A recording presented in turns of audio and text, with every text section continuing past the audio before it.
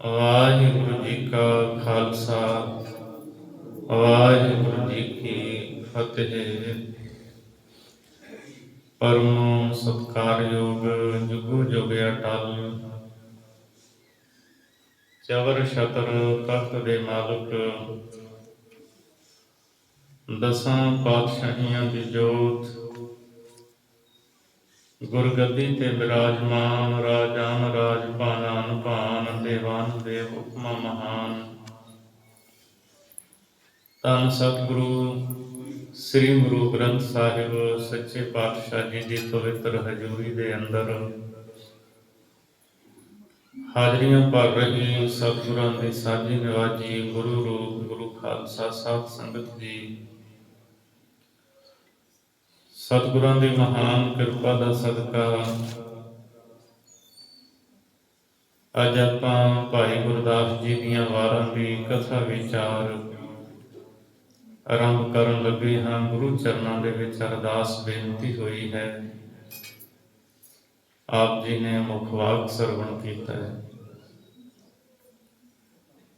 ਭਾਈ ਗੁਰਦਾਸ ਜੀ ਗੁਰਮਤਿ ਦੇ ਮਹਾਨ ਵਿਆਖਿਆਕਾਰ ਹੋਏ ਹਨ। ਭਾਈ ਗੁਰਦਾਸ ਜੀ ਦਾ ਜਨਮ ਬਾਸਰ ਕੇ ਪਿੰਡ ਦੇ ਵਿੱਚ ਹੋਇਆ। ਗੁਰੂ ਅਮਰਦਾਸ ਸੱਚੇ ਪਾਤਸ਼ਾਹ ਮਹਾਰਾਜ ਜੀ ਦੇ ਭਤੀਜੇ ਲੱਗਦੇ ਸਨ।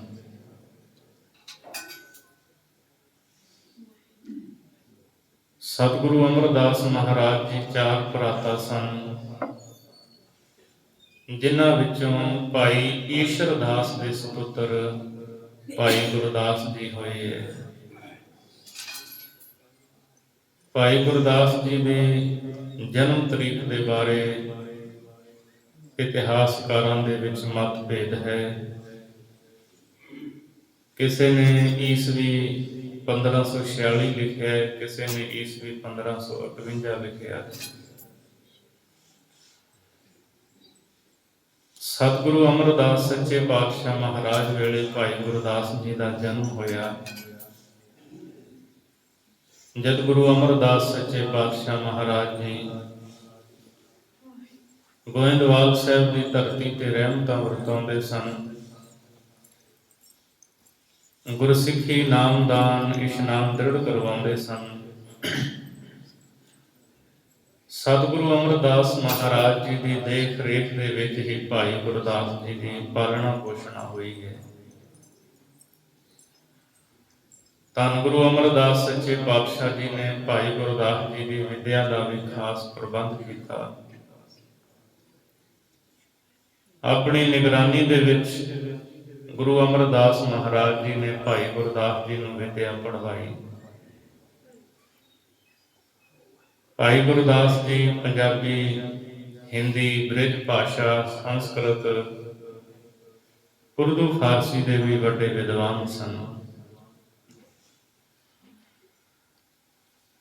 ਭਾਈ ਗੁਰਦਾਸ ਜੀ ਦੀਆਂ ਪਵਿੱਤਰ ਵਾਰਾਂ, ਉਹਨਾਂ ਦੀ ਰਚਨਾ ਠੇਠ ਪੰਜਾਬੀ ਦੇ ਵਿੱਚ ਹੈ। ਇਹ ਹੈ ਕਿ ਉਸ ਵਕਤ ਦੇ ਬੋਲਾਂ ਨੂੰ ਕਈ ਅੱਜ ਦੇ ਜਿਹੜੇ ਹਨ ਉਹ ਸਮਝ ਨਹੀਂ ਪਾਉਂਦੇ। ਭਾਈ ਗੁਰਦਾਸ ਜੀ ਨੇ ਗੁਰੂ ਅਮਰਦਾਸ ਮਹਾਰਾਜ ਵੇਲੇ, ਗੁਰੂ ਰਾਮਦਾਸ ਮਹਾਰਾਜ, ਗੁਰੂ ਅਰਜਨ ਦੇਵ ਸੱਚੇ ਪਾਤਸ਼ਾਹ ਜੀ ਤੇ ਗੁਰੂ ਹਰਗੋਬਿੰਦ ਸਾਹਿਬ ਮਹਾਰਾਜ ਵੇਲੇ ਗੁਰਸਿੱਖੀ ਦਾ ਪ੍ਰਚਾਰ ਕੀਤਾ ਹੈ। ਗੁਰੂ ਅਮਰਦਾਸ ਮਹਾਰਾਜ ਜੀ ਤੋਂ ਲੈ ਕੇ ਗੁਰੂ ਹਰਗੋਬਿੰਦ ਸਾਹਿਬ ਸੱਚੇ ਪਾਤਸ਼ਾਹ ਜੀ ਤੱਕ ਚਾਰ ਗੁਰੂ ਸਾਹਿਬਾਨ ਦੇ ਦਰਸ਼ਨ ਭਾਈ ਗੁਰਦਾਸ ਜੀ ਨੇ ਕੀਤੇ ਹੈ। ਸਿੱਖੀ ਦਾ ਪ੍ਰਚਾਰ ਕਰਦੇ ਰਹੇ, ਗੁਰੂ ਘਰ ਦੀਆਂ ਖੁਸ਼ੀਆਂ ਲੈਂਦੇ ਰਹੇ।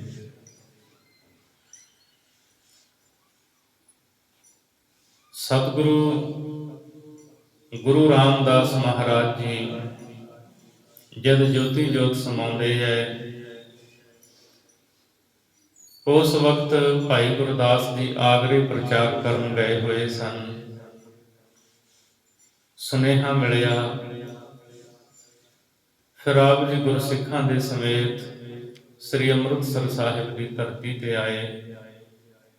ਧੰਨ ਗੁਰੂ ਅਰਜਨ ਦੇਵ ਮਹਾਰਾਜ ਜੀ ਨੂੰ ਮਿਲੇ। ਪ੍ਰਿਥੀ ਚੰਦ ਗੁਰੂ ਅਰਜਨ ਦੇਵ ਮਹਾਰਾਜ ਜੀ ਦਾ ਬਹੁਤ ਜ਼ਿਆਦਾ ਵਿਰੋਧ ਕਰਦਾ ਸੀ। ਕਹਿੰਦਾ ਸੀ ਮੈਂ ਵੱਡਾ ਹਾਂ, ਗੁਰੂ ਮੈਂ ਹਾਂ, ਮੇਰਾ ਹੱਕ ਬਣਦਾ ਇਸ ਗੱਦੀ ਤੇ। ਪਰ ਧੰਨ ਗੁਰੂ ਰਾਮਦਾਸ ਸੱਚੇ ਪਾਤਸ਼ਾਹ ਜੀ ਆਪੂ ਗੁਰੂ ਅਰਜਨ ਦੇਵ ਜੀ ਨੂੰ ਗੁਰਗੱਦੀ ਦੀ ਦਾਤ ਬਖਸ਼ ਕੇ ਗਏ ਸਨ।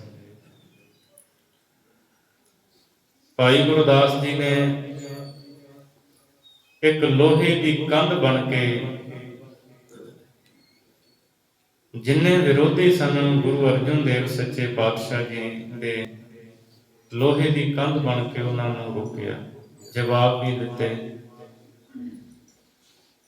ਕਈ ਸੰਗਤਾਂ ਨੂੰ ਭਰਮਾ ਕੇ ਪ੍ਰਿਥੀ ਚੰਦ ਆਪਣੇ ਵੱਲ ਲੈ ਜਾਂਦਾ ਸੀ। ਉਹਦੇ ਕੁਝ ਬੰਦੇ ਰੱਖੇ ਹੋਏ ਸੀ, ਉਹ ਸੰਗਤਾਂ ਨੂੰ ਭਰਮਾ ਕੇ ਪ੍ਰਿਥੀ ਚੰਦ ਵੱਲ ਲੈ ਕੇ ਜਾਂਦੇ ਸਨ।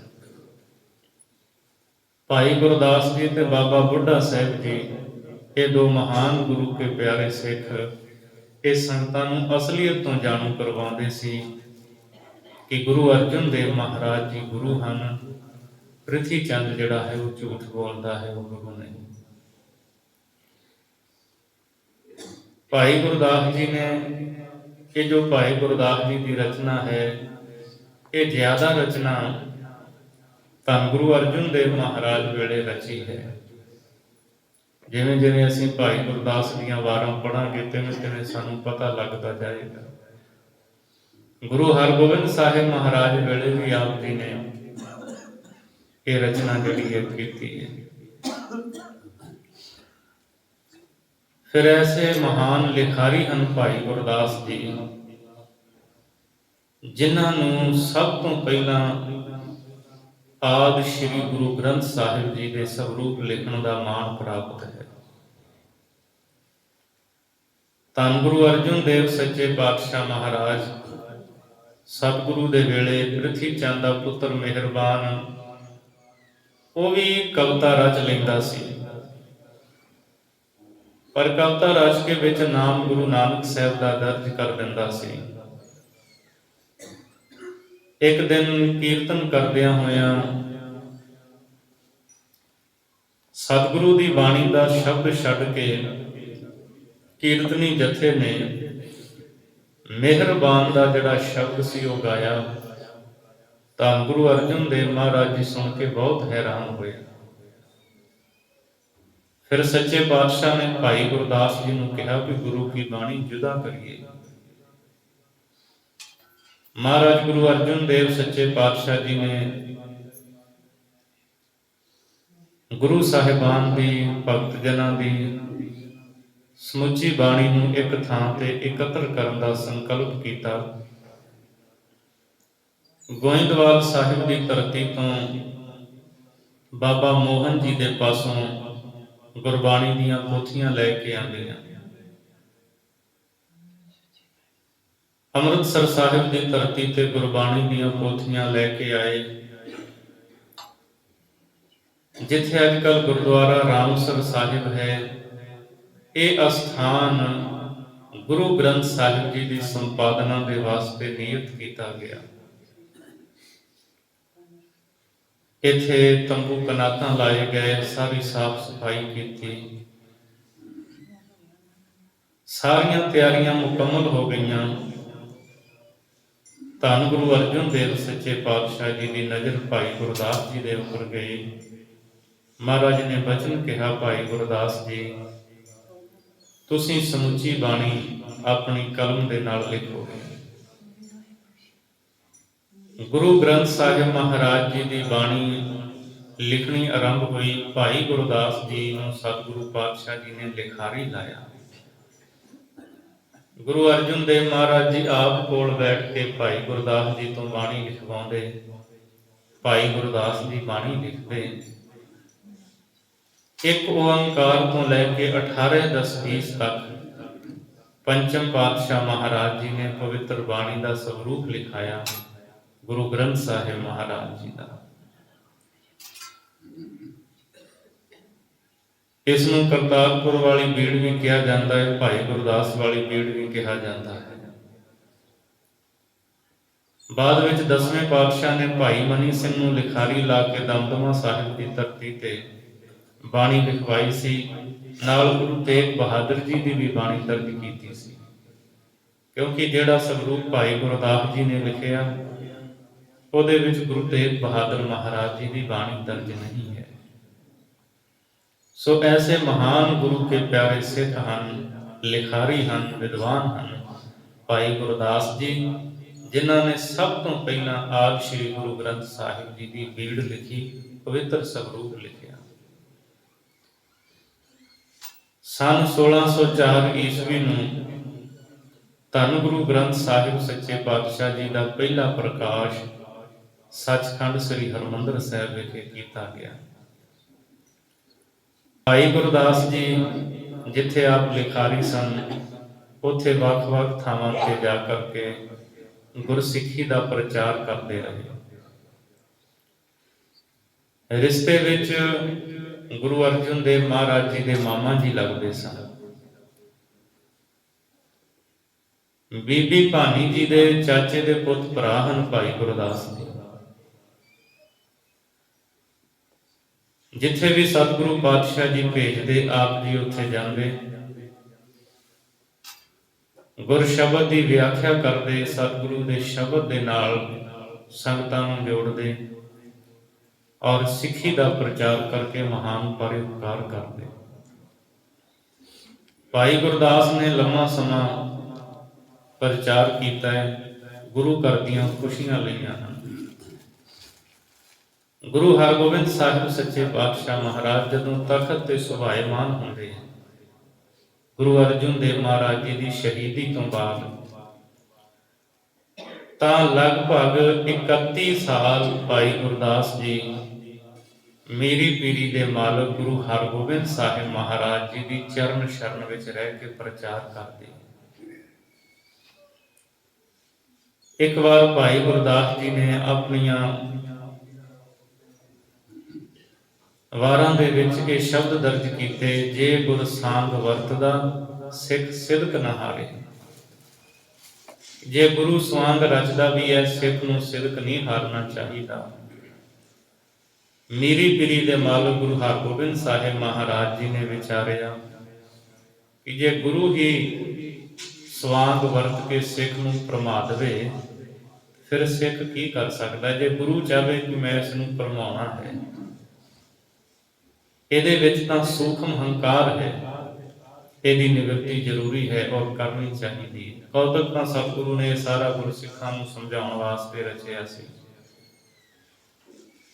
ਭਾਈ ਗੁਰਦਾਸ ਜੀ ਨੂੰ ਮਹਾਰਾਜ ਸੱਚੇ ਪਾਤਸ਼ਾਹ ਜੀ ਨੇ ਕੁਝ ਮਾਇਆ ਦੇ ਕੇ, ਮੋਹਰਾਂ ਦੇ ਕਰਕੇ ਕਾਬੁਲ ਭੇਜਿਆ ਘੋੜੇ ਲੈਣ ਵਾਸਤੇ ਕਿ ਜਾਓ ਚੰਗੇ ਘੋੜਿਆਂ ਦੀ ਪਰਖ ਕਰਕੇ ਉੱਥੋਂ ਘੋੜੇ ਲੈ ਕਰਕੇ ਆਓ। ਭਾਈ ਗੁਰਦਾਸ ਜੀ ਸ੍ਰੀ ਅੰਮ੍ਰਿਤਸਰ ਸਾਹਿਬ ਦੀ ਧਰਤੀ ਤੋਂ ਚੱਲ ਪਏ। ਜਦ ਕਾਬੁਲ ਪੁੱਜੇ ਹੈ, ਜਿੱਥੇ ਟਿਕਾਣਾ ਕੀਤਾ ਸੀ ਤੰਬੂ ਦੇ ਵਿੱਚ,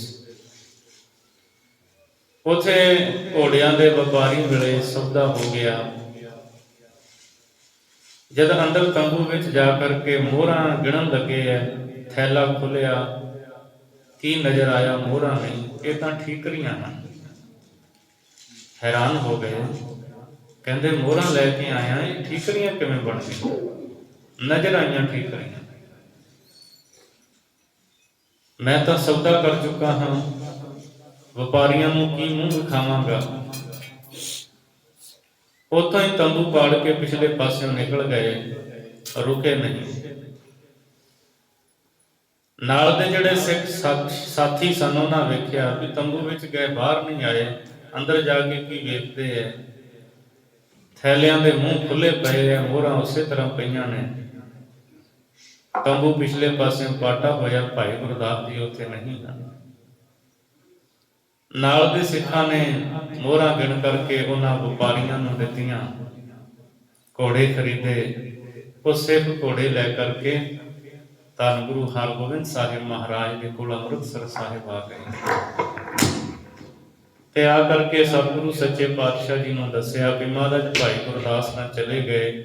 ਗੁਰੂ ਹਰਗੋਬਿੰਦ ਸਾਹਿਬ ਮਹਾਰਾਜ ਜੀ ਮੁਸਕਰਾਏ, ਖੁਸ਼ ਹੋਏ। ਆਪ ਜੀ ਉਥੋਂ ਕਾਬਲ ਤੋਂ ਫਿਰ ਅੰਮ੍ਰਿਤਸਰ ਸਾਹਿਬ ਨਹੀਂ ਆਏ, ਬਨਾਰਸ ਚਲੇ ਗਏ। ਉੱਥੇ ਜਾ ਕਰਕੇ ਸਿੱਖੀ ਦਾ ਪ੍ਰਚਾਰ ਕਰਦੇ ਰਹੇ। ਤੇ ਭਾਈ ਗੁਰਦਾਸ ਜੀ ਦੀ ਜੋ ਦੂਜੀ ਰਚਨਾ ਸੀ ਕਵਿਤ ਸਵਈਏ ਪੜ੍ਹਦੇ ਹਾਂ ਅੱਜ ਕੱਲ੍ਹ, ਜਿਨ੍ਹਾਂ ਦੀ ਗਿਣਤੀ 675 ਹੈ। ਪਹਿਲੋਂ ਇਹ 556 ਸੀ। ਭਾਈ ਸਾਹਿਬ ਭਾਈ ਵੀਰ ਸਿੰਘ ਨੂੰ ਭਾਈ ਗੁਰਦਾਸ ਦੇ ਹੋਰ ਕਵਿਤ ਮਿਲੇ, ਉਹਨਾਂ ਨੇ ਸੰਪਾਦਿਤ ਕੀਤੇ। 675 ਹੈ। ਤਾਂ ਕਵਿਤ ਸਵਈਆਂ ਦੀ ਜਿਹੜੀ ਬਹੁਤੀ ਰਚਨਾ ਹੈ ਉਹ ਬ੍ਰਿਜ ਭਾਸ਼ਾ ਦੇ ਵਿੱਚ ਹੈ, ਕੁਝ ਸੰਸਕ੍ਰਿਤ ਦੇ ਵਿੱਚ ਸ਼ਬਦ ਉਹਦੇ ਹਨ। ਉਹ ਭਾਈ ਗੁਰਦਾਸ ਜੀ ਨੇ ਜ਼ਿਆਦਾਤਰ ਬਨਾਰਸ ਦੇ ਵਿੱਚ ਹੀ ਉਚਾਰਨ ਕੀਤੇ।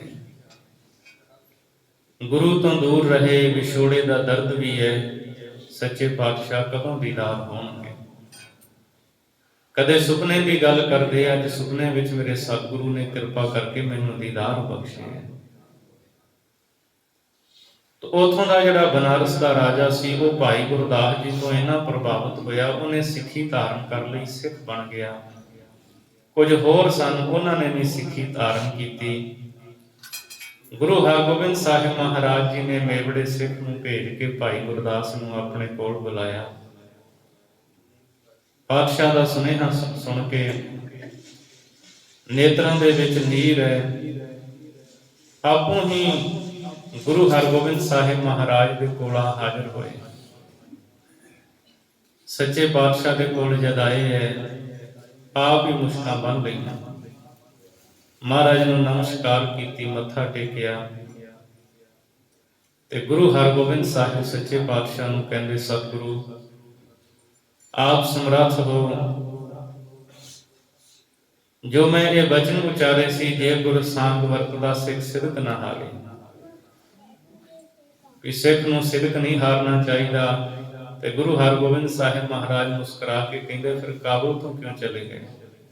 ਸਤਿਗੁਰੂ ਤੁਹਾਡੇ ਕੌਤਕ ਤੁਸੀਂ ਜਾਣੋ, ਮਹਾਰਾਜ ਸੱਚੇ ਪਾਤਸ਼ਾਹ ਆਪਣੇ ਕੌਤਕ ਤੁਸੀਂ ਆਪ ਜਾਣਦੇ। ਗੁਰੂ ਹਰਗੋਬਿੰਦ ਸਾਹਿਬ ਮਹਾਰਾਜ ਜੀ ਨੂੰ ਨਮਸਕਾਰ ਕਰਕੇ ਸਤਿਗੁਰੂ ਦੇ ਚਰਨਾਂ ਦੇ ਵਿੱਚ ਬੈਠ ਕਰਕੇ ਭਾਈ ਗੁਰਦਾਸ ਜੀ ਨੇ ਫਿਰ ਇਹ ਸ਼ਬਦ ਵਿਚਾਰੇ, ਜੇ ਗੁਰ ਪਰਮਾਏ ਸਾਂਗ ਕਰ, ਸਿੱਖ ਕਿਆ ਵਿਚਾਰਾ। ਇਹ ਅੱਗੇ ਸ਼ਬਦ ਆ ਜਾਣਗੇ ਅਗਾਂਹ ਜਾ ਕੇ, ਵੀ ਜੇ ਗੁਰੂ ਹੀ ਸਵਾਂਗ ਵਰਤ ਕੇ ਸਿੱਖ ਨੂੰ ਪਰਮਾ ਦੇਵੇ, ਸਿੱਖ ਵਿਚਾਰਾ ਫਿਰ ਕੀ ਕਰ ਸਕਦਾ ਹੈ? ਸਿੱਖ ਤਾਂ ਕੁਝ ਵੀ ਨਹੀਂ ਕਰ ਸਕਦਾ ਜੇ ਗੁਰੂ ਨੇ ਹੀ ਪਰਮਾਉਣਾ ਹੋਵੇ। ਸੋ ਮਹਾਰਾਜ ਗੁਰੂ ਹਰਗੋਬਿੰਦ ਸਾਹਿਬ ਜੀ ਦੀਆਂ ਖੁਸ਼ੀਆਂ ਲਈਆਂ। ਭਾਈ ਗੁਰਦਾਸ ਦਾ ਅੰਤਲਾ ਸਮਾਂ ਗੋਇੰਦਵਾਲ ਸਾਹਿਬ ਦੀ ਧਰਤੀ ਤੇ ਹੋਇਆ। ਈਸਵੀ ਸੰਨ 1637 ਨੂੰ ਗੋਇੰਦਵਾਲ ਸਾਹਿਬ ਦੀ ਧਰਤੀ ਤੇ ਭਾਈ ਗੁਰਦਾਸ ਜੀ ਦਾ ਅਕਾਲ ਚਲਾਣਾ ਹੋਇਆ। ਗੁਰੂ ਹਰਗੋਬਿੰਦ ਸਾਹਿਬ ਪੀੜੀ ਦੇ ਮਾਲਕ ਸਤਿਗੁਰੂ ਨੇ ਆਪ ਹੱਥੀਂ ਸੰਸਕਾਰ ਕੀਤਾ। ਭਾਈ ਗੁਰਦਾਸ ਜੀ ਦੀਆਂ ਵਾਰਾਂ, ਭਾਈ ਗੁਰਦਾਸ ਜੀ ਦੇ ਕਵਿਤ ਸਵਈਏ ਬਹੁਤ ਹੀ ਪਿਆਰ ਭਰੀ ਉਹਨਾਂ ਦੀ ਰਚਨਾ ਹੈ, ਗਿਆਨ ਦੇ ਨਾਲ ਭਰਪੂਰ ਹੈ। ਤੇ ਗੁਰੂ ਅਰਜਨ ਦੇਵ ਸੱਚੇ ਪਾਤਸ਼ਾਹ ਨੇ ਭਾਈ ਗੁਰਦਾਸ ਜੀ ਦੀਆਂ ਵਾਰਾਂ ਨੂੰ ਗੁਰੂ ਗ੍ਰੰਥ ਸਾਹਿਬ ਜੀ ਦੀ ਪੂੰਜੀ ਕਿਹਾ ਹੈ। ਭਾਵ ਗੁਰੂ ਗ੍ਰੰਥ ਸਾਹਿਬ ਜੀ ਦੀ ਬਾਣੀ ਦੇ ਅਨੇਕਾਂ ਸ਼ਬਦਾਂ ਦੇ ਭੇਦ ਜਿਹੜੇ ਖੁੱਲ੍ਹਦੇ ਨਹੀਂ, ਉਹ ਭਾਈ ਗੁਰਦਾਸ ਜੀ ਦੀਆਂ ਵਾਰਾਂ ਦੇ ਵਿੱਚ ਭਾਈ ਸਾਹਿਬ ਨੇ ਖੋਲ੍ਹੇ ਨੇ। ਚੰਗੀ ਤਰ੍ਹਾਂ ਉਹਨਾਂ ਭੇਦਾਂ ਨੂੰ ਸਮਝਾਇਆ ਹੈ ਵੀ ਇਸ ਸ਼ਬਦ ਦਾ ਤਾਤਪਰ ਇਹ ਹੈ, ਇਹ ਸਿਧਾਂਤ ਇਹ ਹੈ। ਸੋ ਭਾਈ ਗੁਰਦਾਸ ਜੀ ਦੀ ਇਹ ਮਹਾਨ ਰਚਨਾ ਹੈ, ਭਾਈ ਗੁਰਦਾਸ ਦੀਆਂ ਵਾਰਾਂ। ਵਾਰਾਂ ਦੀ ਕੁੱਲ ਗਿਣਤੀ 40 ਹੈ, 40 ਵਾਰਾਂ ਨੇ। ਤੇ ਇਹਨਾਂ 40 ਵਾਰਾਂ ਦੇ ਨਾਲ ਇੱਕ 41ਵੀਂ ਵਾਰ ਵੀ ਦਰਜ ਹੈ। ਕੀ ਵਹ ਪਾਹੁਲ ਖੰਡੇ ਤਾਰ ਹੋਏ ਜਨਮ ਸੁਹੇਲਾ, ਵਾਹ ਵਾਹ ਗੋਬਿੰਦ ਸਿੰਘ ਆਪੇ ਗੁਰ ਚੇਲਾ। ਇਹ ਜਿਹੜੀ 41ਵੀਂ ਵਾਰ ਹੈ, ਇਹ ਭਾਈ ਗੁਰਦਾਸ ਦੂਜੇ ਦੀ ਹੈ। 10ਵੇਂ ਪਾਤਸ਼ਾਹ ਗੁਰੂ ਗੋਬਿੰਦ ਸਿੰਘ ਸਾਹਿਬ ਮਹਾਰਾਜ ਜੀ ਦੇ ਇੱਕ ਦਰਬਾਰੀ ਕਵੀ ਹੋਏ ਹੈ, 41ਵੀਂ ਵਾਰ ਉਹਨਾਂ ਦੀ ਹੈ, ਉਹ ਨਾਲ ਹੀ ਦਰਜ ਕੀਤੀ ਹੋਈ ਹੈ। 40 ਭਾਈ ਗੁਰਦਾਸ ਦੀਆਂ ਵਾਰਾਂ ਗੁਰੂ ਅਰਜਨ ਦੇਵ ਮਹਾਰਾਜ ਵੇਲੇ ਭਾਈ ਗੁਰਦਾਸ ਜੀ ਹੋਏ, ਤੇ 41ਵੀਂ ਵਾਰ ਭਾਈ ਗੁਰਦਾਸ ਦੂਜੇ ਦੀ ਲਿਖੀ ਹੋਈ ਹੈ। ਸੋ ਇਹਨਾਂ ਵਾਰਾਂ ਨੂੰ ਪੜ੍ਹ ਕੇ ਗੁਰੂ ਅਰਜਨ ਦੇਵ ਮਹਾਰਾਜ ਨੇ ਕਿਹਾ ਸੀ, ਭਾਈ ਗੁਰਦਾਸ ਜੀ ਤੁਹਾਡੀਆਂ ਵਾਰਾਂ ਨੂੰ ਪੜ੍ਹ ਕੇ ਸਮਝ ਕੇ ਕਮਾ ਕੇ ਸਿੱਖੀ ਦੀ ਦਾਤ ਪ੍ਰਾਪਤ ਹੋਵੇਗੀ। ਸੋ ਇਹਨਾਂ ਵਾਰਾਂ ਨੂੰ ਪੜ੍ਹ ਕੇ ਸਿੱਖੀ ਦੀ ਦਾਤ ਪ੍ਰਾਪਤ ਹੁੰਦੀ ਹੈ। ਆਓ ਅੱਜ ਪਹਿਲੀ ਪੌੜੀ, ਪਹਿਲੀ ਵਾਰ ਦੀ ਜੋ ਪਹਿਲੀ ਪੌੜੀ ਹੈ, ਇਸ ਦੀ ਆਪਾਂ ਵਿਚਾਰ ਕਰਨੀ ਹੈ। ਜਦੋਂ ਵੀ ਕੋਈ ਗ੍ਰੰਥ ਦੀ ਆਰੰਭਤਾ ਕੀਤੀ ਜਾਂਦੀ ਹੈ ਤਾਂ ਗ੍ਰੰਥ ਦਾ ਲਿਖਾਰੀ ਜਿਹੜਾ ਹੈ ਉਹ ਆਪਣੇ ਇਸ਼ਟ ਦੇਵ ਦਾ ਮੰਗਲ ਕਰਦਾ ਹੈ, ਮੰਗਲਾਚਰਨ। ਇਹ ਜਿਹੜਾ ਗ੍ਰੰਥ ਹੈ ਨਿਰਵਿਘਨ ਸੰਪੂਰਨ ਹੋਵੇ। ਭਾਈ ਗੁਰਦਾਸ ਜੀ ਨੇ ਇਹ ਜਿਹੜੀ ਪਹਿਲੀ ਪੌੜੀ ਹੈ ਇਹ ਮੰਗਲਾਚਰਨ ਦੇ ਰੂਪ ਵਿੱਚ ਉਚਾਰਨ ਕੀਤੀ ਹੈ, ਮੰਗਲ ਕੀਤਾ ਹੈ, ਸਤਿਗੁਰੂ ਦੇ ਚਰਨਾਂ 'ਚ ਨਮਸਕਾਰ ਕੀਤੀ ਹੈ। ਗੁਰੂ ਨਾਨਕ ਸਾਹਿਬ ਦੇ ਚਰਨਾਂ ਵਿੱਚ ਹਰੇਕ ਗ੍ਰੰਥ ਨੂੰ ਸਮਝਣ ਵਾਸਤੇ ਅਨੁਬੰਧ ਨੂੰ ਸਮਝਣਾ ਜ਼ਰੂਰੀ ਹੁੰਦਾ ਹੈ। ਨਹਿ ਅਨੁਬੰਧ ਪਛਾਨੈ ਜੋ ਲੋ, ਹੋਏ ਨਾ ਪਰਵਿਰਤ ਸੁਗਰ ਨਰ ਤੌ। ਵਿਚਾਰ ਸਾਗਰ। ਜਦੋਂ ਤੱਕ ਅਸੀਂ ਅਨੁਬੰਧ ਨੂੰ ਨਹੀਂ ਪਛਾਣਦੇ ਉਦੋਂ ਤੱਕ ਸਾਨੂੰ ਉਸ ਗ੍ਰੰਥ ਬਾਰੇ ਪੂਰਾ ਪਤਾ ਨਹੀਂ ਲੱਗਦਾ। ਅਨੁਬੰਧ ਜਿਹੜੇ ਹੈ ਉਹ ਚਾਰ ਹੁੰਦੇ ਹੈ: ਵਿਸ਼ਾ, ਪ੍ਰਯੋਜਨ, ਅਧਿਕਾਰੀ ਤੇ ਸੰਬੰਧ। ਗ੍ਰੰਥ ਦਾ ਵਿਸ਼ਾ ਕੀ ਹੈ? ਜਿਵੇਂ ਆਪਾਂ ਸਕੂਲਾਂ 'ਚ ਪੜ੍ਹਦੇ ਹਾਂ, ਹਿਸਟਰੀ ਦੀ ਬੁੱਕ, ਉਹਦੇ ਵਿੱਚ ਸਾਰਾ ਇਤਿਹਾਸ ਹੀ ਹੈ, ਉਹਦੇ 'ਚ ਸਵਾਲ ਜਵਾਬ ਥੋੜ੍ਹੀ ਹੈ। ਸਾਇੰਸ ਦੀ ਕਿਤਾਬ ਹੈ, ਉਹਦੇ ਵਿੱਚ ਸਾਇੰਸ ਦੀਆਂ ਗੱਲਾਂ ਨੇ। ਇਸ ਤਰ੍ਹਾਂ ਹਰੇਕ ਗ੍ਰੰਥ ਦਾ ਵਿਸ਼ਾ ਹੁੰਦਾ ਹੈ, ਉਹਦਾ ਸਬਜੈਕਟ ਕੀ ਹੈ।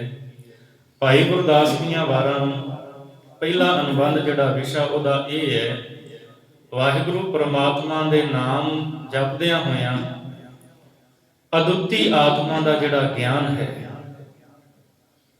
ਆਪਣੀ ਆਤਮਾ ਦੇ ਗਿਆਨ ਨੂੰ ਪ੍ਰਾਪਤ ਕਰਨਾ ਇਸ ਗ੍ਰੰਥ ਦਾ ਵਿਸ਼ਾ ਹੈ।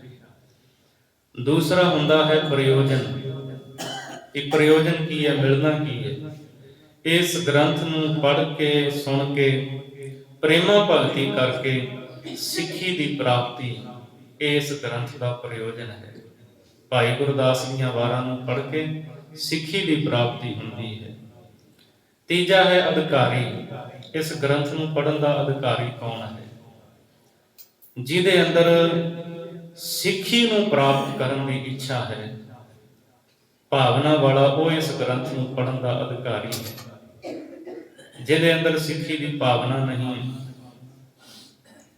ਜਿਹਦੇ ਅੰਦਰ ਇੱਛਾ ਹੀ ਨਹੀਂ, ਉਹ ਇਸ ਗ੍ਰੰਥ ਦਾ ਅਧਿਕਾਰੀ ਨਹੀਂ ਹੈ। ਤੋ ਸਿੱਖੀ ਦੀ ਇੱਛਾ ਰੱਖਣ ਵਾਲਾ, ਨਾਮ ਜਪਣ ਵਾਲਾ ਗੁਰਮੁਖ, ਕੋਈ ਇਸ ਗ੍ਰੰਥ ਨੂੰ ਪੜ੍ਹਨ ਦਾ ਅਧਿਕਾਰੀ ਹੈ।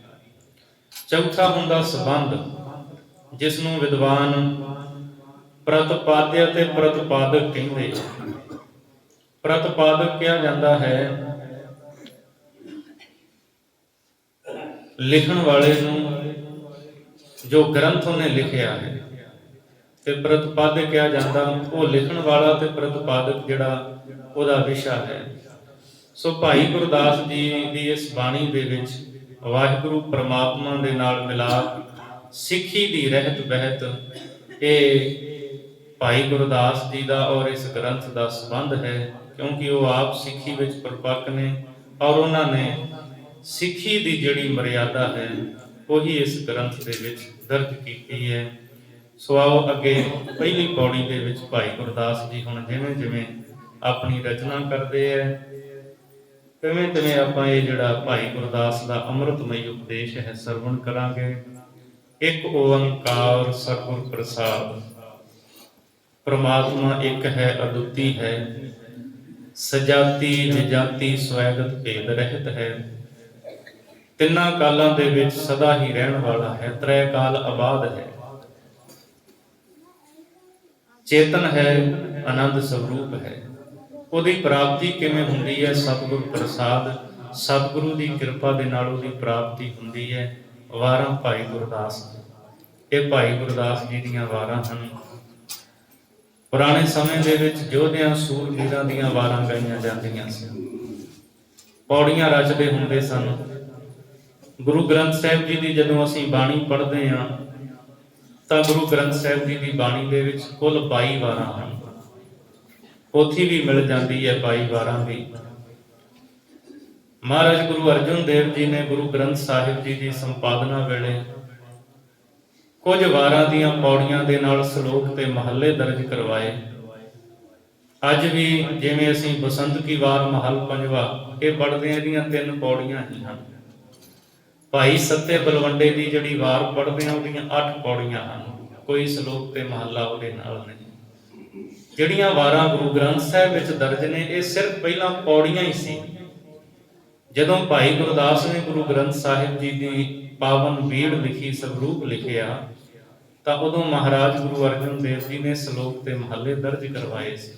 ਇਸੇ ਤਰ੍ਹਾਂ ਭਾਈ ਗੁਰਦਾਸ ਦੀਆਂ ਜਿਹੜੀਆਂ ਵਾਰਾਂ ਨੇ ਨਾ ਇਹ ਪੌੜੀਆਂ ਹੀ ਮਿਲਣਗੀਆਂ ਤੁਹਾਨੂੰ ਸਾਰੀਆਂ। ਭਾਈ ਸਾਹਿਬ ਭਾਈ ਗੁਰਦਾਸ ਜੀ ਦੀ ਇਹ ਰਚਨਾ ਹੈ, ਵਾਰਾਂ ਭਾਈ ਗੁਰਦਾਸ ਜੀ।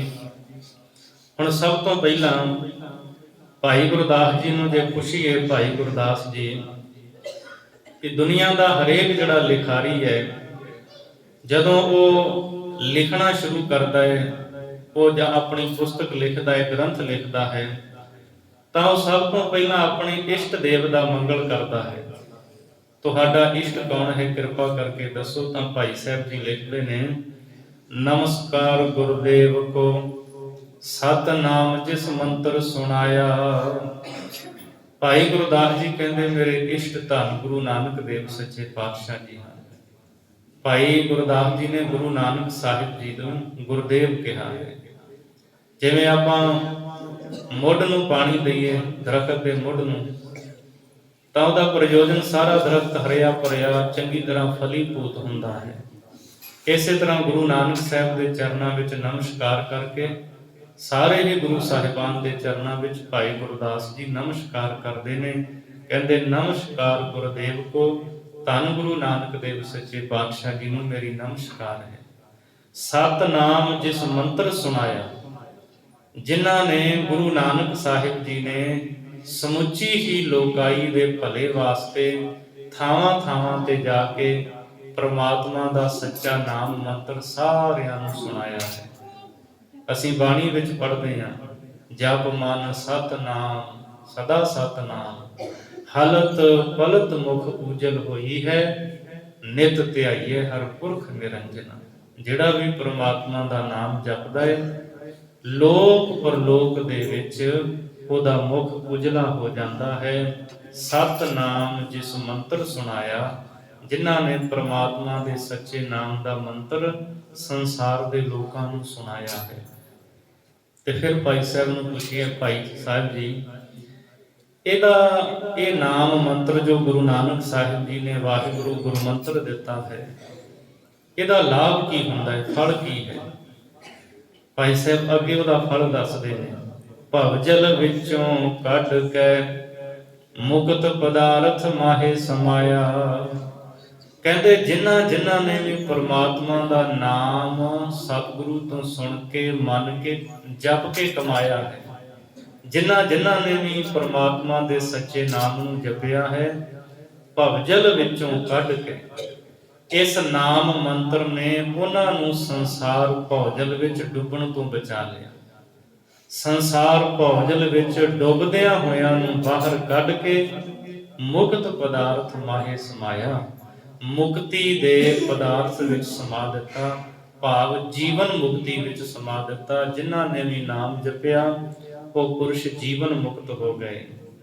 ਜਨਮ ਮਰਨ ਭਉ ਕੱਟਿਆ, ਸੰਸਾਰ ਰੋਗ ਵਿਜੋਗ ਮਟਾਇਆ। ਨਾਮ ਨੇ ਉਹਨਾਂ ਦਾ ਜਨਮ ਮਰਨ ਹੀ ਕੱਟ ਦਿੱਤਾ।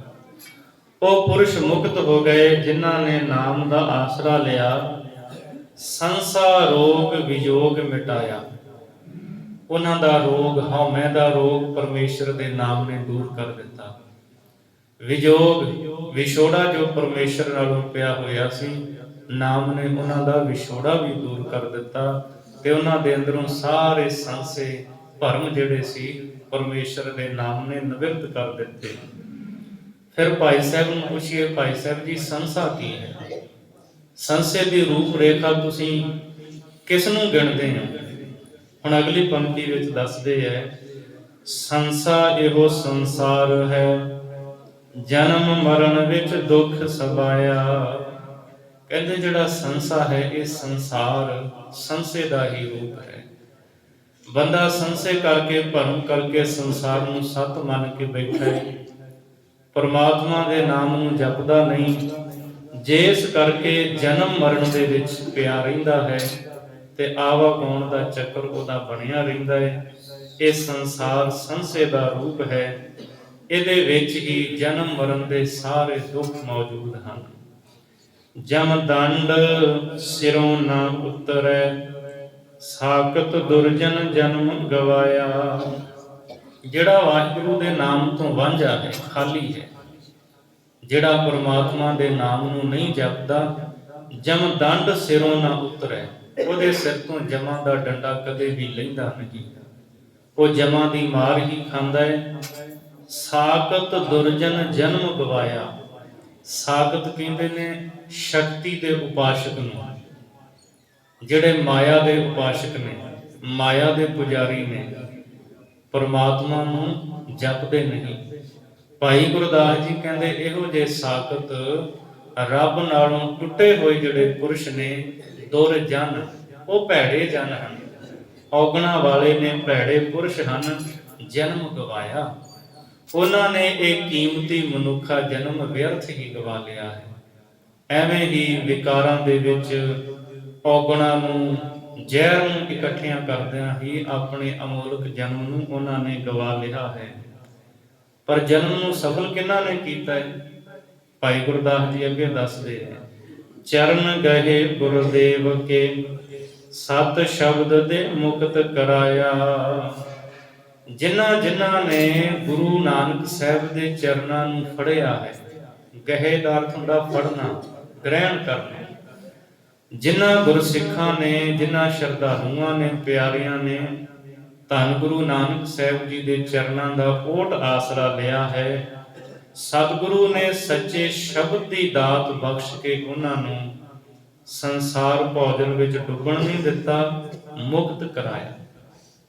ਤਮਾਮ ਬੰਧਨਾਂ ਤੋਂ ਉਹਨਾਂ ਨੂੰ ਮੁਕਤ ਕਰ ਦਿੱਤਾ ਹੈ। ਜਿੰਨੇ ਮੋਹ ਮਾਇਆ ਮਮਤਾ ਦੇ ਬੰਧਨ ਨੇ, ਉਹ ਸਾਰੇ ਉਹਨਾਂ ਦੇ ਕੱਟੇ ਗਏ, ਇਹਨਾਂ ਸਾਰਿਆਂ ਤੋਂ ਮੁਕਤ ਹੋ ਗਏ ਹੈ। ਭਾਉ ਭਗਤ ਗੁਰਪੁਰਬ ਕਰ, ਨਾਮਦਾਨ ਇਸ਼ਨਾਨ ਦ੍ਰਿੜਾਇਆ। ਜਿਨ੍ਹਾਂ ਨੇ ਗੁਰੂ ਨਾਨਕ ਸਾਹਿਬ ਦੇ ਚਰਨ ਫੜੇ ਹੈ, ਸਤਿਗੁਰੂ ਦੇ ਚਰਨਾਂ ਦਾ ਆਸਰਾ ਲਿਆ ਹੈ, ਉਹ ਕੀ ਕਰਦੇ ਨੇ? ਭਾਉ ਭਗਤ, ਪ੍ਰੇਮਾ ਭਗਤੀ ਕਰਦੇ ਹੈ, ਪ੍ਰੇਮ ਦੇ ਨਾਲ ਪ੍ਰਮਾਤਮਾ ਦਾ ਨਾਮ ਜਪਦੇ ਹੈ।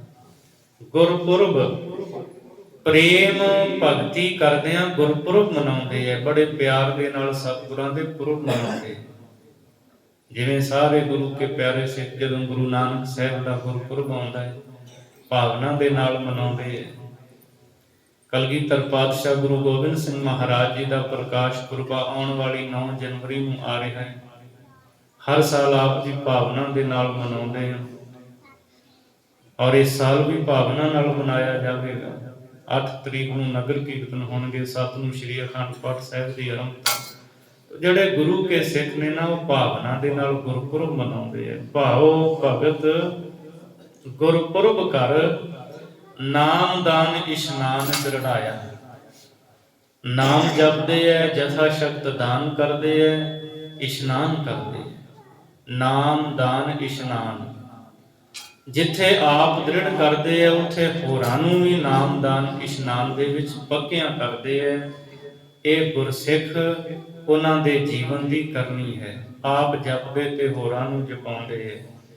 ਦਾਨ ਜਥਾ ਸ਼ਕਤ, ਜਿਵੇਂ ਸਤਿਗੁਰੂ ਨੇ ਕਿਹਾ, ਨੇਕ ਕਮਾਈ ਵਿੱਚੋਂ ਦਸਵੰਧ ਕੱਢਣਾ, ਗੁਰੂ ਦੇ ਨਿਮਿਤ, ਗਰੀਬ ਵਾਸਤੇ ਕਿਸੇ ਦੀ ਮਦਦ ਕਰਦੇ ਹੈ, ਤੋ ਇਹ ਦਾਨ ਕਰਦੇ ਹੈ ਜਥਾ ਸ਼ਕਤ। ਇਸ਼ਨਾਨ, ਜਿੱਥੇ ਤਨ ਦਾ ਇਸ਼ਨਾਨ ਅੰਮ੍ਰਿਤ ਵੇਲੇ ਗੁਰੂ ਕੇ ਪਿਆਰੇ ਸਿੱਖ ਨੂੰ ਹੁਕਮ ਹੈ ਅੰਮ੍ਰਿਤ ਵੇਲੇ ਉੱਠ ਕੇ ਇਸ਼ਨਾਨ ਕਰਨਾ, ਬਾਣੀ ਪੜ੍ਹਨੀ। ਤਨ ਦਾ ਇਸ਼ਨਾਨ ਹੈ, ਇੱਕ ਮਨ ਦਾ ਇਸ਼ਨਾਨ ਹੈ। ਤਨ ਦਾ ਇਸ਼ਨਾਨ ਤਾਂ ਆਪਾਂ ਸਾਰੇ ਹੀ ਕਰ ਲੈਂਦੇ, ਪਰ ਮਨ ਦਾ ਇਸ਼ਨਾਨ ਹੈ ਬਾਣੀ ਦੇ ਸਰੋਵਰ ਦੇ ਵਿੱਚ। ਭਾਵ ਗੁਰੂ ਗ੍ਰੰਥ ਸਾਹਿਬ ਜੀ ਦੀ ਬਾਣੀ ਇਹ ਸਰੋਵਰ ਹੈ। ਆਪਣੇ ਮਨ ਨੂੰ ਬਾਣੀ ਦੇ ਵਿੱਚ ਇਸ਼ਨਾਨ ਕਰਵਾਉਣਾ, ਭਾਵ ਮਨ ਪ੍ਰਵਿਰਤ ਕਰਨਾ ਗੁਰੂ ਕੀ ਬਾਣੀ ਦੇ ਵਿੱਚ, ਬਾਣੀ ਦੇ ਨਾਲ ਜੋੜਨਾ, ਇਹ ਮਨ ਦਾ ਇਸ਼ਨਾਨ ਹੈ। ਗੁਰੂ ਕੇ ਸਿੱਖ ਪ੍ਰੇਮਾ ਭਗਤੀ ਕਰਦੇ ਆ, ਗੁਰਪੁਰਬ ਕਰਦੇ ਆ, ਮਨਾਉਂਦੇ ਆ, ਆਪ ਨਾਮਦਾਨ ਇਸ਼ਨਾਨ ਦ੍ਰਿੜ ਕਰਦੇ ਆ ਤੇ ਹੋਰਾਂ ਨੂੰ ਵੀ ਨਾਮਦਾਨ ਇਸ਼ਨਾਨ ਦੇ ਵਿੱਚ ਦ੍ਰਿੜ ਕਰਵਾਉਂਦੇ ਆ। ਜੇਹਾ ਪੀਓ ਤੇਹਾ ਫਲ ਪਾਇਆ। ਤੇ ਗੁਰਸਿੱਖਾਂ ਦੇ ਮਨ ਦੇ ਵਿੱਚ ਨਿਸ਼ਚਾ ਹੁੰਦਾ ਹੈ ਕਿ ਜਿੱਦਾਂ ਦਾ ਕੋਈ ਬੀਜ ਬੀਜਦਾ ਹੈ ਉਹ ਉਦਾਂ ਦਾ ਫਲ ਪਾ ਲੈਂਦਾ ਹੈ। ਜਿਹੋ ਜਿਹਾ ਬੀਜ ਅਸੀਂ ਧਰਤੀ ਵਿੱਚ ਬੀਜਾਂਗੇ ਉਹੋ ਜਿਹੀ ਫਸਲ ਉਗੇਗੀ। ਇਸੇ ਤਰ੍ਹਾਂ ਜਿੱਦਾਂ ਦੇ ਕਰਮ ਕਰਾਂਗੇ, ਚੰਗੇ ਕਰਮਾਂ ਦਾ ਚੰਗਾ ਫਲ ਹੈ, ਮਾੜੇ ਕਰਮਾਂ ਦਾ ਭੈੜਾ ਫਲ ਦੁੱਖ ਹੈ। ਸੋ ਇਸ ਲਈ ਮਨੁੱਖ ਕਰਮ ਚੰਗੇ ਕਰੇ, ਮਾਲਕ ਦੇ ਦਰ ਤੇ ਮੁਖ ਉਜਲਾ ਹੋਵੇ। ਸੋ ਭਾਈ ਗੁਰਦਾਸ ਜੀ ਦੀ ਵਾਰ ਦੀ ਇਹ ਪਹਿਲੀ ਪੌੜੀ ਸੀ ਜੋ ਅੱਜ ਆਪਾਂ ਆਰੰਭ ਕੀਤੀ ਸਤਿਗੁਰੂ ਦੀ ਕਿਰਪਾ ਦਾ ਸਦਕਾ। ਹੁਣ ਹਰ ਰੋਜ਼ ਭਾਈ ਗੁਰਦਾਸ ਦੀਆਂ ਵਾਰਾਂ ਦੀ ਜੋ ਕਥਾ ਵਿਚਾਰ ਹੈ ਆਪ ਸੰਗਤਾਂ ਦੇ ਨਾਲ ਸਾਂਝ ਪਾਈ ਜਾਇਆ ਕਰੇਗੀ। ਸਤਿਗੁਰੂ ਮਿਹਰਾਮਤ ਕਰਨ। ਸੋ ਅੱਜ ਈਸਵੀ ਸੰਨ 2022 ਵੀ ਆ ਗਿਆ ਹੈ। ਇਹ ਆਇਆ ਹੋਇਆ ਈਸਵੀ ਸੰਨ 2022 ਆਪ ਸਭ ਲਈ ਖੁਸ਼ੀਆਂ ਖੇੜਿਆਂ ਦਾ ਨਾਲ ਭਰਿਆ ਹੋਇਆ ਹੋਵੇ। ਜਿਹੜਾ ਸਮਾਂ ਹੁੰਦਾ ਨਾ, ਇਹ ਕਦੇ ਖਾਲਸਾ ਜੀ ਰੁਕਦਾ ਨਹੀਂ। ਸਮਾਂ ਆਪਣੀ ਚਾਲ ਦੇ ਨਾਲ ਹਮੇਸ਼ਾ ਚੱਲਦਾ ਰਹਿੰਦਾ ਹੈ। ਹਾਂ, ਇੰਨਾ ਹੈ ਵੀ ਸਮੇਂ ਨੂੰ ਸਫਲ ਕੀਤਾ ਜਾ ਸਕਦਾ ਹੈ, ਸਮੇਂ ਨੂੰ ਕਦੇ ਰੋਕਿਆ ਨਹੀਂ ਜਾ ਸਕਦਾ। ਗੁਰੂ ਗ੍ਰੰਥ ਸਾਹਿਬ ਜੀ ਦੀ ਬਾਣੀ ਵਿੱਚ ਵੀ ਸਾਹਿਬ ਜੀ ਕਹਿੰਦੇ ਨੇ, ਵਕਤ ਵਿਚਾਰੇ ਸੋ ਬੰਦਾ ਹੋਏ। ਬੰਦਾ ਤਾਂ ਉਹੀ ਹੈ ਜਿਹੜਾ ਸਮੇਂ ਦੀ ਵਿਚਾਰ ਕਰ ਲਵੇ। ਮਾਲਕ ਨੇ ਕੀਮਤੀ ਸਮਾਂ ਦਿੱਤਾ ਹੈ, ਮੈਂ ਇਸ ਨੂੰ ਸਫਲ ਕਿਵੇਂ ਬਣਾਉਣਾ ਹੈ। ਭਾਈ ਵੀਰ ਸਿੰਘ ਨੇ ਆਪਣੀ ਰਚਨਾ ਦੇ ਵਿੱਚ ਇੱਕ ਥਾਂ ਤੇ ਸ਼ਬਦ ਲਿਖੇ ਨੇ, ਕਹਿੰਦੇ ਰਹੀ ਵਾਸਤੇ ਘੱਤ ਸਮੇਂ ਨੇ ਇੱਕ ਨਾ ਮੰਨੀ, ਫੜ ਫੜ ਰਹੀ ਤਰੀਕ ਸਮੇਂ ਖਿਸਕਾਈ ਕੰਨੀ, ਕਿਵੇਂ ਨਾ ਸਕੀ ਰੋਕ ਅਟਕ ਪਾਈ ਜੋ ਭੰਨੀ, ਤ੍ਰਿਖੇ ਆਪਣੇ ਵੇਗ ਟੱਪ ਗਿਆ ਬੰਨੇ ਬੰਨੀ। ਭਾਈ ਵੀਰ ਸਿੰਘ ਜੀ ਕਹਿੰਦੇ ਬੜਾ ਯਤਨ ਕੀਤਾ ਇਸ ਸਮੇਂ ਨੂੰ ਰੋਕਣ ਦਾ, ਪਰ ਸਮਾਂ ਰੁਕਿਆ। ਇਹ ਆਪਣੀ ਚਾਲ ਦੇ ਨਾਲ ਚੱਲਦਾ ਰਿਹਾ। ਬੰਦਾ ਲੱਖਾਂ ਯਤਨ ਕਰ ਲਵੇ, ਸਮਾਂ ਕਦੇ ਰੁਕਦਾ ਨਹੀਂ ਹੈ। ਅੱਗੇ ਕਹਿੰਦੇ ਨੇ, ਇਹ ਤੇਰੇ ਕੋਲ ਹੁਣ ਮੌਕਾ ਹੈ, ਤੂੰ ਸਮੇਂ ਨੂੰ ਸੰਭਾਲ, ਨਹੀਂ ਤਾਂ ਇਹ ਹੱਥੋਂ ਲੰਘ ਗਿਆ, ਫਿਰ ਦੁਬਾਰਾ ਤੇਰੇ ਹੱਥ ਵਿੱਚ ਨਹੀਂ ਆਵੇਗਾ। ਇਸ ਲਈ ਸਮੇਂ ਦੀ ਕੀਮਤ ਨੂੰ ਪਛਾਣੀਏ, ਚੰਗੇ ਕੰਮਾਂ ਦੇ ਵਿੱਚ ਪ੍ਰਵਿਰਤ ਹੋਈਏ। ਆਪ ਸਰਬੱਤ ਮਾਈ ਭਾਈ ਸੰਗਤਾਂ ਨੂੰ ਇਹ ਈਸਵੀ ਸੰਨ 2022 ਨਵਾਂ ਸਾਲ ਮੁਬਾਰਕ ਹੋਵੇ। ਸਤਿਗੁਰੂ ਚੜ੍ਹਦੀਆਂ ਕਲਾ ਕਰਨ। ਆਓ ਹੁਣ ਗੁਰੂ ਚਰਨਾਂ ਦੇ ਵਿੱਚ ਅਰਦਾਸ ਬੇਨਤੀ ਹੋਵੇਗੀ। ਭਾਉ ਭਗਤ ਗੁਰਪੁਰਬ ਕਰ, ਨਾਮਦਾਨ ਇਸ਼ਨਾਨ ਦ੍ਰਿੜਾਇਆ, ਜੇਹਾ ਪੀਓ ਤੇਹਾ ਫਲ ਪਾਇਆ। ਵਾਹਿਗੁਰੂ ਜੀ ਕਾ ਖਾਲਸਾ, ਵਾਹਿਗੁਰੂ ਜੀ ਕੀ ਫਤਿਹ। ਤੂੰ ਠਾਕੁਰ ਤੁਮ ਪਹਿ ਅਰਦਾਸ, ਜਿਉ ਪਿੰਡ ਸਭ ਤੇਰੀ ਰਾਸ, ਤੂੰ ਆਪ ਪਿਤਾ ਰੱਖ ਤੇਰੀ, ਕਬਰੀ ਕਰ ਪਾਵੈ ਸੁਕਟ ਨੇ, ਜੇ ਕੋਈ ਨ ਜਾਣੇ ਤੁਮਰਾ ਅੰਤ, ਪੂਜੇ ਤੇ ਉੱਚਾ ਪਦਵੰਤ, ਸਗਲ ਸਮਗਰੀ ਤੁਮਰਾ ਸੂਤਰ ਤਾਰੀ, ਤੁਮ ਸੇ ਹੋਇ ਸੋ ਆਗਿਆਕਾਰ, ਜੇ ਤੁਮਰੇ ਗਤ ਮਿਤ ਕੋਈ ਰਾਣੀ, ਨਾਨਕ ਦਾਸ ਸਦਾ ਕੁਰਬਾਨ, ਤਦ ਆਗੇ ਅਰਦਾਸ ਮਾਰੀ, ਜਿਉ ਪਿੰਡ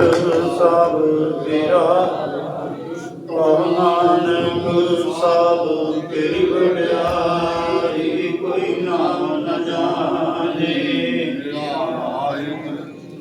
ਕਹੁ ਨਾਨਕ